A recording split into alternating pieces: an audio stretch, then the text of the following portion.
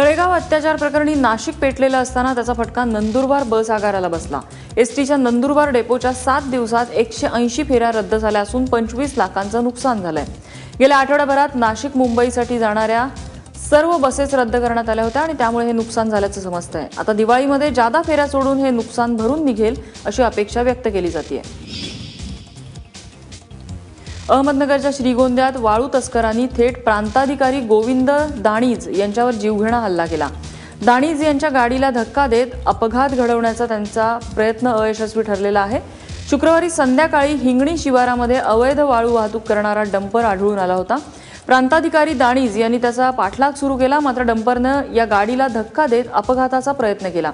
या घटनेचा निषेध करत श्रीगोंदा आणि पारनेरच्या तहसील कर्मचाऱ्यांनी काळ्या फिती लावून आंदोलन केलं।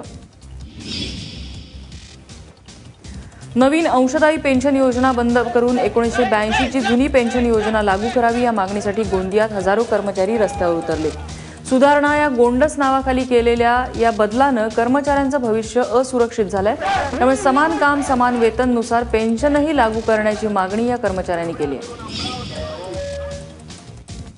2005 नंतर शासकीय सेवेत रुजू झालेल्या कर्मचाऱ्यांना जुनी पेन्शन योजना लागू करावी या मागणीसाठी यवतमाळमध्येही आंदोलन करण्यात आलंय।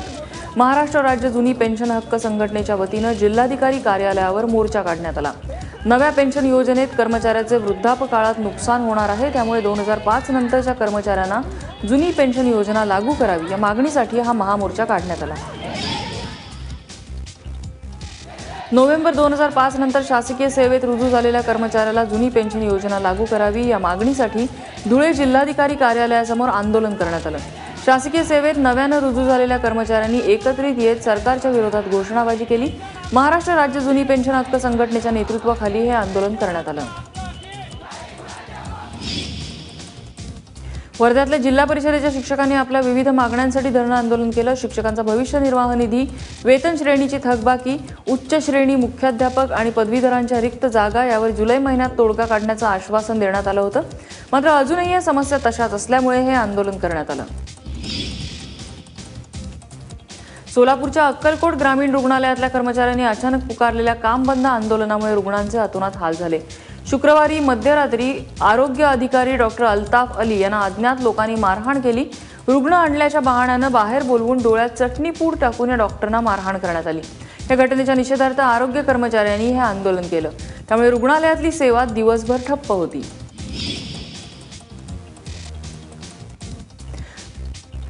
रासप नेते महादेव जानकर यांनी दसरा मेळाव्यात अहमदनगरच्या जिल्हाधिकाऱ्यांवर आक्षेपार्ह टीका केली होती। त्याचा निषेध करत जिल्ह्यातल्या सर्वच तालुक्यातल्या तहसील कार्यालयामध्ये काळ्या फिती लावून काम करण्यात आलं। भगवानगडावर जानकर यांनी टीका करून जिल्हा प्रशासनाची मानहानी केली, त्यामुळे त्यांच्यावर योग्य ती कारवाई करण्याची मागणी सध्या केली जाते। पंढरपूर तालुक्यातल्या अनेक गावांमध्ये डेंग्यूनं थैमान घातलंय। मेंढापुरात एका तरुणाचा डेंग्यूनं मृत्यू झाला, मात्र तरीही पंचायत समिती आणि आरोग्य यंत्रणा हातावर हात ठेवून बसल्याचा आरोप करत युवक काँग्रेसनं आंदोलन केलं। मेंढापूर ग्रामस्थांसह युवक काँग्रेसच्या कार्यकर्त्यांनी आंदोलन करत तालुका आरोग्य विभागाच्या कार्यालयाला टाळं ठोकलं। अहमदनगर औरंगाबाद रस्त्यावर शेंडी बायपासजवळ ट्रकखाली चिरडून दुचाकीस्वारांचा मृत्यू झालेला आहे। विक्रम कारळे आणि जनाबाई कारळे अशी या मृतांची नावं आहेत।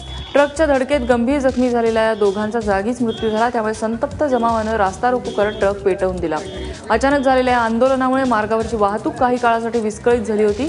दरम्यान अपघातानंतर ट्रक चालक फरार झालेला आहे। सांगली, मिरज आणि कुपवाड शहर महापालिकेच्या स्थायी समिती सदस्यांच्या निवडीच्या वादावर अखेर पडदा पडला। निवडणूक आयोगाचं पत्र आल्यानंतर पार पडलेल्या महासभेत स्वाभिमानीच्या शिवराज बोळाज आणि सुनीता पाटील यांची स्थायी समितीपदी निवड करण्यात आली। खोट्या कागदपत्रांद्वारे स्थायी समिती सदस्यांच्या निवडीचा ठराव मंजूर केल्याबद्दल गेल्या महिन्यात महापौर आणि सचिवांविरोधात याचिका दाखल करण्यात आली होती, त्यामुळे या निवडीकडे सगळ्यांचंच लक्ष लागून राहिलेलं होतं। मालेगावातील जमेतुल उलेमा तर्फे कौमी एकता मेळावा घेण्यात आला। देशात समान नागरी कायदा लागू झाला तर अनर्थ होईल अशी भीती या मेळाव्यामध्ये व्यक्त करण्यात आली। देशात जातीयवादी शक्तींना बळ मिळत असून धर्मनिरपेक्ष शक्ती त्याच्यापुढे हतबल ठरतायत, त्यामुळे अल्पसंख्याक समाजानं एकत्र येण्याची गरज यावेळी मांडण्यात आली। गडचिरोलीतल्या बोदली गावचे सरपंच आकाश निकोडे यांना 25,000ची लाच घेताना रंगेहात अटक करण्यात आली। गोदाम बांधकाम केल्याची ताबा पावती देण्यासाठी निकोडे यांनी कंत्राटदाराकडून 25,000ची लाच मागितली होती। कंत्राटदाराने याविरोधात तक्रार केल्यानंतर लाचलुचपत प्रतिबंधक विभागाने सापळा रचत निकोडे यांना अटक केली। परभणीतल्या धान्य घोटाळ्यातील आरोपीकडे जेवणाचा डबा आणि इतर सामानासह 2,500 रुपये रोख रक्कम आढळले। त्यामुळे आरोपीची कोर्टात ने-आण करणाऱ्या 4 पोलिसांवर निलंबनाची कारवाई करण्यात आली आहे। आरोपी पांडुरंग सावंत याला कोर्टातून कारागृहात नेलं असता त्याच्याकडे या वस्तू आढळून आल्या। पट्टेदी वाघाच्या कातड्याची तस्करी करणाऱ्या टोळीला गोंदिया पोलिसांनी अटक केली आहे। गोंदियातल्या देवरी तालुक्यातल्या चिंचगड गावात ही कारवाई करण्यात आली आहे। बकरीच्या कातडीत गुंडाळून 9 फूट लांब वाघाची कातडी नेली असल्याचं उघड झालं। या प्रकरणी 3 जणांना अटक करण्यात आली आहे। सांगलीतल्या मिरजमध्ये नदीकाठावर मेंढ्या धुणाऱ्या एकाला मगरीनं ओढून नेल्याची घटना घडली। संजय भानुसे असं या मेंढपाळाचं नाव आहे। शुक्रवारी मेंढ्या धुत असताना अचानक आलेल्या मगरीनं संजयवर हल्ला करत त्याला ओढून नेलं। रात्री उशिरापर्यंत त्याचा शोध सुरू होता। मध्यरात्री त्याचा मृतदेह सापडला। दरम्यान गेल्या 2 वर्षात मगरीच्या हल्ल्यातला हा 4था बळी ठरलाय। मगरीच्या हल्ल्यांनी या परिसरामध्ये दहशतीचं वातावरण पसरलेलं आहे। भारतरत्न डॉक्टर APJ अब्दुल कलाम यांच्या जयंतीनिमित्त वर्ध्याच्या पुलगावातल्या चंद्रशेखर आझाद शाळेत वाचन प्रेरणा दिन साजरा करण्यात आला। मुलांनी अभ्यासाशिवाय इतर पुस्तकांचं वाचन करावं यासाठी वाचन दिनाचं आयोजन करण्यात येतं।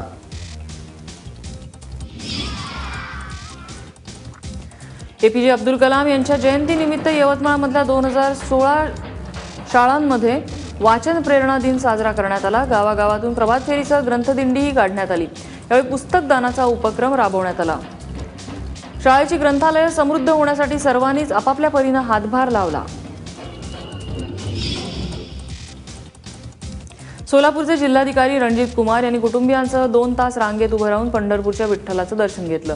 सध्या सुट्टी आणि धार्मिक कार्यक्रमांमुळे विठ्ठल मंदिरात भाविकांची मोठी गर्दी असते। अशावेळी मंदिराचे अध्यक्ष असूनही रणजित कुमार यांनी कोणालाही न कळवता आई, वडील, पत्नी, बहीण आणि भाच्यांसह रांगेत उभं राहून विठ्ठलाचं दर्शन घेतलं।